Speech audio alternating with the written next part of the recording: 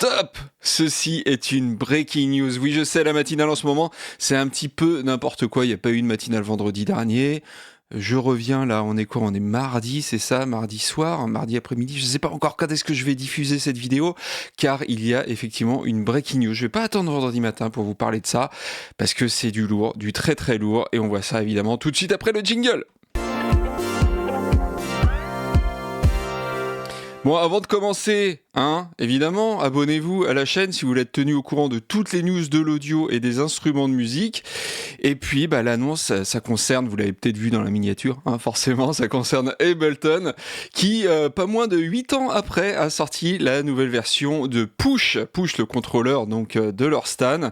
On était à la version 2, maintenant... Pouf, c'est la version 3, ou plutôt Push au lieu de Pouf. Donc cette version 3 vient de sortir, et même si, j'avoue, quand on la regarde comme ça, on se dit « Ouais, ok, ça ressemble quand même beaucoup à la version précédente », et vous avez pas tort, sauf qu'en fait, il y a énormément de choses qui ont changé. Franchement, bon, je veux pas faire mon vieux con, mais ça fait quand même pas mal d'années que je travaille pour Audiofanzine, que je vois pas mal de nouveautés sortir dans le milieu de l'audio et des instruments de musique. Et là, franchement, j'étais assez impressionné. Alors évidemment, c'est pas un test. D'ailleurs, on va le tester, on va me l'envoyer dans quelques jours pour voir si ça tient évidemment toutes ces promesses. Car des promesses, il y en a énormément. Et donc, si vous voulez bien, on va regarder tout ça ensemble. J'ai eu un petit appel d'Ableton. Coucou Sylvain d'ailleurs, si tu regardes cette vidéo. Donc il m'a parlé un petit peu, il m'a présenté le produit. Donc je vais pouvoir vous faire un petit débrief de tout ça. Et donc la première chose qu'on voit avec cette push 3, ce push 3, d'ailleurs vous dites ce push ou cette push? Allez, ce push plutôt, c'est un contrôleur, on va dire un Game Boy ou une Game Boy? Un Game Boy ou une Game Boy? Non, une Game Boy. Donc ce push 3 a donc un jog wheel, je ne sais pas si vous voyez sur les photos, en haut à droite il y a un gros jog wheel, un gros encodeur, et la particularité de cet encodeur, qui n'existait donc pas dans la version 2, c'est qu'il peut tourner, évidemment, mais il peut aussi, à l'instar d'un joystick, aller vers la gauche, vers la droite, vers le haut, vers le bas, et ça va être pas mal pour pouvoir naviguer, car il y a des nouvelles fonctionnalités qui sont dispo directement sur l'écran, l'écran a l'air d'être le même que la version 2, c'est une des rares choses qui ne change pas dans cette version, et donc vous l'avez vu sur les photos, notamment on peut naviguer dans la version, dans la session, dans le mode session d'Ableton. Donc voilà, pour naviguer en tout cas, dans à peu près tout, dans la liste des presets, comme vous le voyez juste ici dans le mode session, c'est beaucoup plus pratique évidemment, parce qu'avant je regarde juste à ma droite, là j'ai push 2, on avait juste effectivement des boutons haut bas gauche droite, donc là on peut tourner, on peut cliquer dessus, on peut aussi appuyer, faire haut bas gauche droite avec, donc forcément c'est beaucoup plus rapide pour se déplacer. L'écran n'est toujours pas tactile, mais moi le tactile dans le milieu de l'audio et des instruments de musique, je suis pas forcément pour. J'estime que si on a forcément besoin de regarder un écran pour utiliser les fonctionnalités, quand on fait de la musique, on n'a pas forcément envie de regarder l'écran en fait. Mais bon, ça c'est un autre débat, on va dire, qu'on pourra avoir d'ailleurs sur la chaîne tous ensemble. Donc, il y a ce jog wheel, mais j'ai envie de dire, c'est peut-être la nouveauté, la plus petite nouveauté en fait de ce push 3, le jog wheel, même si c'est quand même une nouveauté. Mais c'est vrai qu'on m'a présenté ça, on m'a fait une bonne présentation, j'avoue. On m'a d'abord dit les choses, on va dire, les moins surprenantes. Mais ce jog wheel, même si c'est une nouveauté qui arrive, qu'on accueille les bras ouverts, évidemment, c'est de loin la moins grosse nouveauté ici. Parce que, autre nouveauté, il y a désormais une interface audio intégrée. Donc ça, c'est une grosse nouveauté, qu'on avait vu notamment chez certains concurrents comme Machine Plus. Donc il y a une interface audio intégrée. Quelles sont les caractéristiques de cette interface audio? Eh bien, elle a, vous le voyez ici, deux entrées-sorties, donc une entrée-sortie stéréo analogique. Donc vous pourrez rentrer des choses dedans, évidemment, pour pouvoir sampler, etc. Plein de choses. Vous pouvez aussi brancher donc vos enceintes directement dessus. Il y a une sortie casque aussi, qui est plutôt cool.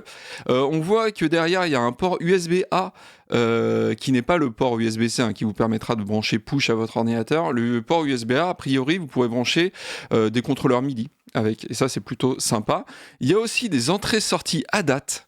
Et ça, si vous voulez rajouter 8 entrées-sorties audio, vous pouvez le faire avec la date si vous avez évidemment le matériel idoine, c'est-à-dire un préampli ou une autre interface audio avec des entrées-sorties ADAT. Il y a des entrées-sorties MIDI aussi en mini jack, vous les avez peut-être vus, donc pour brancher en MIDI tout plein de contrôleurs, tout plein de choses, et contrôler aussi des synthés, hein, pourquoi pas avec Ableton. Avec le push. Qu'est-ce qu'il y a d'autre? Il y a les entrées pédales. Alors, il y a quelque chose d'assez important à dire avec les entrées pédales. C'est que, comme sur le push 2, on peut brancher des pédales, hein, ça ne change pas. Mais aussi, on va pouvoir les utiliser pour le CV Gate. Et donc ça, pour les gros fanats de modulaire, c'est quand même une nouveauté assez importante, hein. Donc ça, c'est plutôt intelligent, je trouve, de la part d'Ableton, de pouvoir donc utiliser ces entrées pédales. Donc à la base, on pouvait les utiliser, excusez-moi, avec des commutateurs ou des pédales d'expression. Donc là, vous pourrez brancher du coup tous vos synthés modulaires avec ça.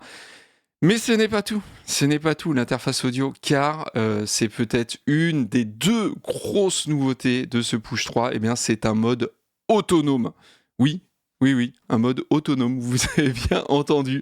Donc, en fait, ce Push 3 peut fonctionner, du moins une version, car vous allez voir, il y a 2 versions, en fait, de ce Push 3. Et une des 2 versions, en fait, permet de s'utiliser sans ordinateur. Voilà, donc c'est pareil, un petit peu à la star de ce qu'avait fait Native Instruments avec le Machine Plus. Donc voilà, c'est une énorme nouveauté. C'est une énorme nouveauté. Alors évidemment, il y a plein de questions qui nous viennent à l'esprit hein, quand on entend cette annonce. C'est déjà qu'est-ce qu'on peut faire du coup sur l'Ableton Push 3 en mode autonome. Eh bien, on peut faire pas mal de choses a priori, car bon, ça ne gère pas les instruments VST, les effets VST, mais par contre tout le reste, et c'est comme si vous venez d'installer votre Ableton Live sur votre ordinateur avec tous les plugins, les instruments Ableton Live. Je crois que ça gère aussi le Max for Live, tout ce qui est Max for Live. Donc voilà, en gros, vous aurez tout ça. Il y a déjà pas mal de choses. Hein. Franchement, on peut déjà faire énormément de choses avec tout ça. Ça gère aussi les packs. Ça parce qu'il y a une mémoire intégrée hein, évidemment donc voilà, on peut déjà faire pas mal de choses. Évidemment ça ne gère pas les VST tiers, mais en tout cas tout ce qui est instruments virtuels et effets virtuels, eh bien c'est dispo dans le mode autonome. Donc voilà, c'était une des grosses nouveautés. Moi perso, c'est un truc qui m'a vraiment surpris. Alors évidemment hein, on dira c'est pas les premiers à le faire, mais c'est vraiment cool quand même d'avoir un Ableton comme ça sur les genoux. Et sur les genoux, sans avoir besoin forcément de prise secteur. Parce que oui, il y a aussi une batterie intégrée dans cet Ableton Push, du moins dans l'une des 2 versions. Je vous en parle après, hein, évidemment.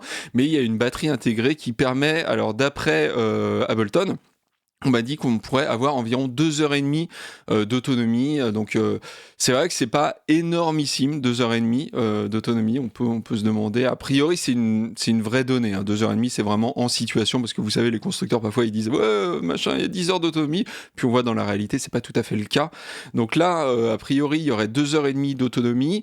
C'est vrai que certains pourront se dire que c'est pas assez. Et je peux comprendre ça. Après, il faut voir dans l'absolu aussi si on peut pas rallonger cette autonomie avec des batteries externes. Vous savez, maintenant, il y a pas mal de batteries externes qui sont disponibles en USB, notamment. Donc peut-être avec le port USB-C, on peut rajouter des grosses batteries. Il y en a des grosses maintenant.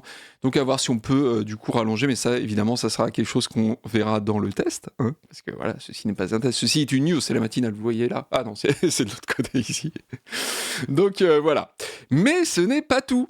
Ce n'est pas tout, car, comme je vous l'ai dit plus tôt, il y a 2 versions, en fait, de ce Push 3.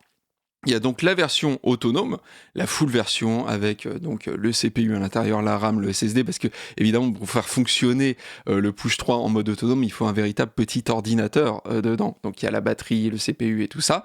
Et il y a la version par contre aussi qui est pas autonome du coup, que vous devrez brancher à votre ordinateur, mais qui coûte évidemment beaucoup moins cher. Je vous parle des prix évidemment à la fin de la news, mais ce n'est pas tout.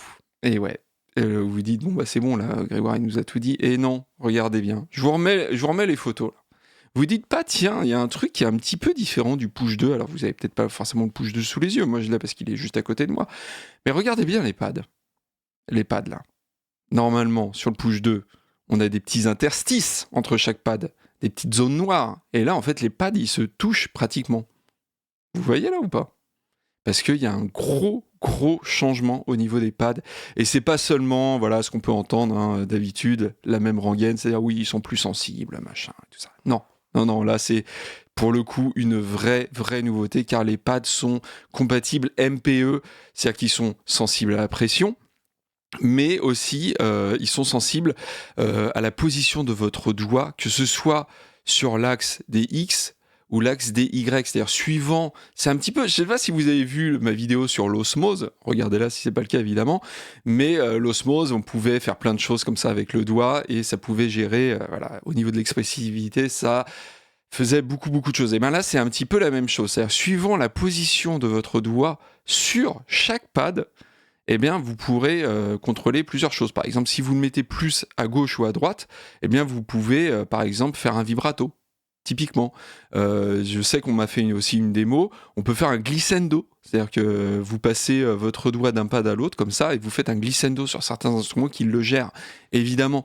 Bref, c'est compatible avec la techno MPE. Donc le MPE, pour ceux qui connaissent pas, c'est une nouvelle norme qui permet de faire du MIDI entre guillemets, mais en beaucoup plus évolué, en polyphonique. Ça gère typiquement le vibrato polyphonique, ça gère plein de choses.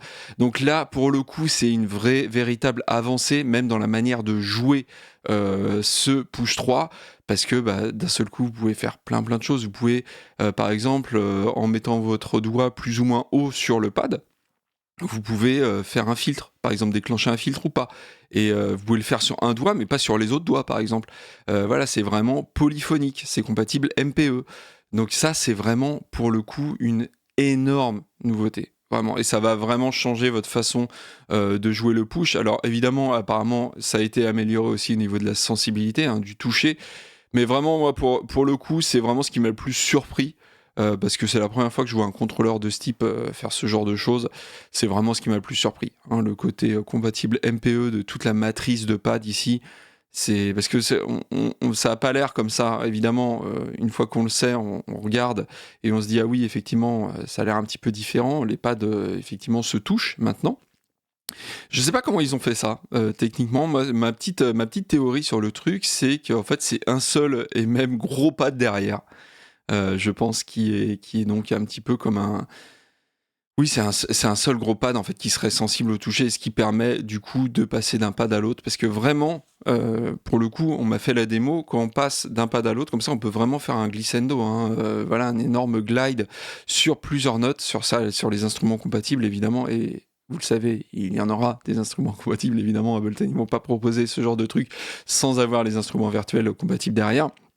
Donc ouais, pour moi c'est la grosse nouveauté, ce sont les pads, même si évidemment il y a le côté autonome, voilà, pour la version autonome, l'interface audio intégrée, le jog wheel, voilà, il y a d'autres choses, la compatibilité c'est vegan, mais pour moi, c'est pas vous, dites-moi dans les commentaires, voilà, c'est une réaction à chaud, franchement on vient de me faire la présentation, c'est une réaction à chaud cette vidéo. Mais l'annonce vient de tomber, normalement, voilà, je publie cette vidéo juste quand l'annonce vient de tomber. Donc dites-moi, vous, ce qui vous botte le plus là-dedans, si c'est vraiment la matrice de pad, MPE, donc polyphonique, ou voilà, le fait de pouvoir faire plein de choses avec ça, ou plutôt le mode autonome avec la batterie intégrée et tout. Dites-moi dans les commentaires, évidemment. Donc voilà, donc il y aura 2 versions. Alors, vous vous dites, moi, quand j'ai vu cette présentation-là, je me suis dit, oula, en termes de prix, parce que sur le push 2, on était aux alentours de 600 €. Donc je me suis dit, ok, en termes de prix, là, avec le côté autonome, toute la matrice de pad MPE polyphonique et ça, je me suis dit, voilà, les prix vont exploser. Alors oui, évidemment, c'est plus cher que le push 2, ça vous allez vous en douter. D'ailleurs, le push 2 ne sera plus au catalogue d'Ableton. Voilà, et il n'existera plus. Donc le push 3, pour le coup, va remplacer complètement le push 2. Et le prix ne sera pas les mêmes. Alors pour la version qui n'est pas autonome, donc la première version, qui n'est pas autonome mais qui a quand même l'interface audio intégrée, voilà, et évidemment tous les pads et tout ça c'est exactement la même chose. Donc elle sera proposée à 949 €. Donc voilà pour la version pas autonome. Et la version autonome qui, elle, donc intègre un CPU, un véritable petit ordinateur, un CPU, de la RAM, du SSD, évidemment la batterie intégrée, et bien cette version, elle sera vendue 1899 €. Alors oui, évidemment, on n'est plus du tout dans la même zone de prix que le Push 2. Après, moi, c'est pas des prix, je m'attendais à ce prix-là. Sincèrement, comme on m'a fait, en tout cas, la présentation de tout ça, je m'y attendais, mais il y a une dernière chose. Et oui, il y a une dernière chose assez importante à dire, et ça va plaire à tous ceux qui sont touchés par exemple, qui ont été touchés par le mois vert sur Radio Fanzine, voilà, quand il s'agit d'écologie et tout ça, c'est qu'en fait, à la fin de l'année 2023, Ableton va vendre des upgrade kits. Et donc, qu'est-ce que c'est que des upgrade kits? En fait, ça va être le CPU, la RAM, le SSD qu'il y a dans la version autonome, la batterie, qui vont être vendus séparément. Et pourquoi faire? En fait, ça va vous permettre de transformer littéralement votre version non autonome en version autonome. Voilà, tout simplement, vous allez pouvoir l'ouvrir, mettre tous les composants dedans, et peut-être à terme, voilà, vous dites, bah voilà, je vais peut-être acheter que la version non autonome, et puis plus tard, j'en sais rien, dans 6 mois, dans 1 an, et ben je vais la transformer en version autonome. Et ben ça, ce sera possible de le faire à la fin de l'année, et je trouve que c'est franchement un truc assez cool, surtout qu'en termes de prix, le kit d'upgrade sera vendu 999 €, donc ça sera un petit peu plus cher que si vous achetiez directement la version autonome, mais c'est pas non plus délirant, je trouve. Et il y a aussi, du coup, vous dites peut-être, bah attends, si on peut changer les composants de la version, rajouter les composants dans la version non autonome, peut-être qu'on pourrait aussi les changer à terme dans la version autonome. Et oui, bah oui, vous pourrez aussi faire ça. Ableton a pensé à ça, notamment, vous savez, les batteries.